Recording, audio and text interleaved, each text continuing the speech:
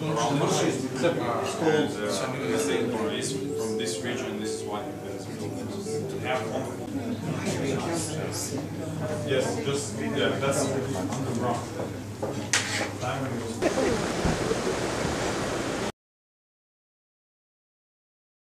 Денес имавме состанок, редовен состанок со амбасадорите на земјите на НАТО алијансата, на Европската унија.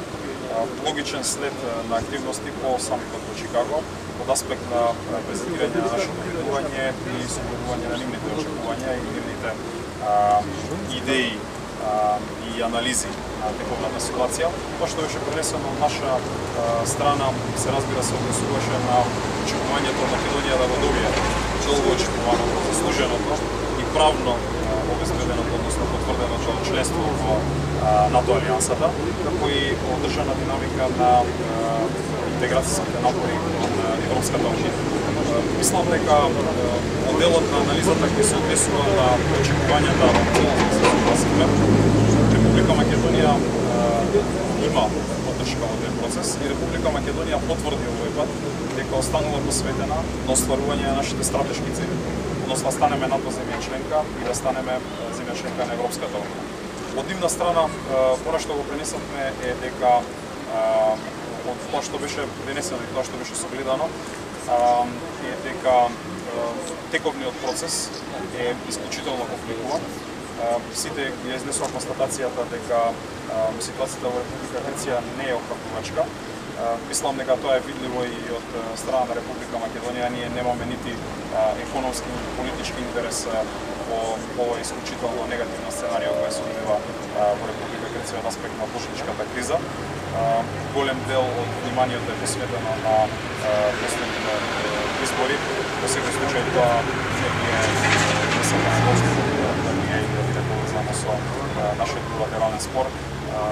Во нашата анализа и нашите согледувања ги очекуваме резултатите онакви како што ќе бидат одатина. Тоа што го очекуваме било која влада во Република Грција да покаже малку поголемо ниво на свест и малку поголемо ниво на посветеност за реализација на целите на Алијансата и на Европската унија.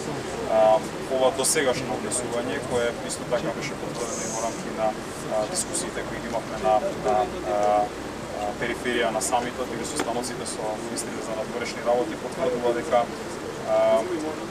Грција не е особено загрижена од едно повисоко ниво на сигурност и непредвидливост во регионот. Ние сакаме тоа да се промени, односно да се врати сигурност и предвидливоста во односите.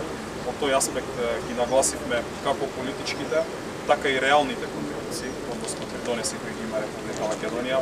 Ние сме присутни на терен заедно со НАТО силите. Ние ги остваруваме задачите кои се поставени за интеграција во Европската унија.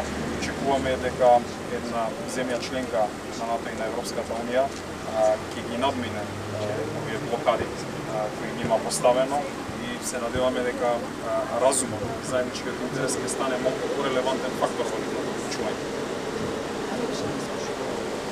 Пораката беше јасна до сите земји кандидати дека следниот самит ќе биде самит на проширување. Од аспект на Република Македонија и веројатно од аспект на Република Македонија единствено, тоа не е клучна констатација, бидејќи според заклучокот на НАТО алијансата што е во Букурешт, ние би можеле теоретски да станеме земја членка на НАТО алијансата и на било кој состанок на Северноатлантскиот совет. Тоа што е значајно, мислам, е фактот дека е потврдено дека НАТО останува посветен на проширувањето, но сепак Македонија е многу долг временски период во процесот на проширување на НАТО, 13 годишни циклуси, и сметаме дека секој момент кој е без Република Македонија како земја членка на НАТО алијансата е изгубен момент од аспект на процесот на проширување. Се надеваме дека покрај сите партнери во НАТО алијансата и нашиот јужен сосед ќе покаже свест и една поголема посветеност да го заокружиме тој процес во нашиот регион.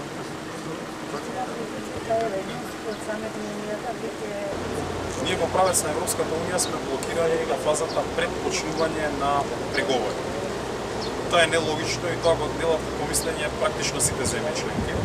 Зошто? Бидејќи почетокот на преговорите со Европската унија не представува ништо од аспект на гаранција. Грција може да не блокира во секоја фаза во процесот на интеграција, но со тоа би се овозможило ние да можеме да испорачуваме резултати во сите оние сегменти кои се значајни за интеграција во Европската унија. Ќе ни помогне да ги покачиме стандардите во нашата земја и ќе ни помогне да го покачиме нивото на соодветност со законите, односно регулативата во Европската унија. Така што блокадата која ни е наметната во моментов не сметаат дека е логична било кој од земјите членки. Единствено што треба да се надмине е во определена мерка и наетот кој е наметнат дека еднаш сме биле блокирани за да не отпочнеме преговори и сега континуирано сме блокирани. За да се надмине тој инает треба и Атина да реши да се однесува поодговорно.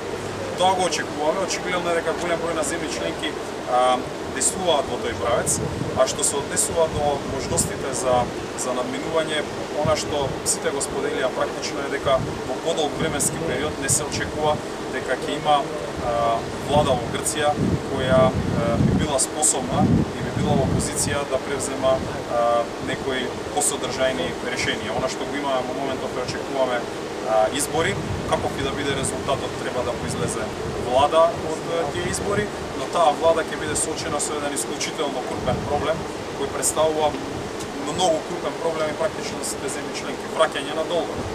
Надвор од оваа тема, мислам дека објективните проценки се дека многу мал капацитет ќе има за надминување на другите прашања. Во такви услови се наметнува потребата процесот на преговори со Европската унија да добие во динамика. Имаме пристапен диалог на високо ниво, но мислам дека почнувањето на преговорите ќе биде сериозен исчекор и еден сигнал после долго време на блокади, покажување на конструктивност од страна на Грција. Ви благодарам.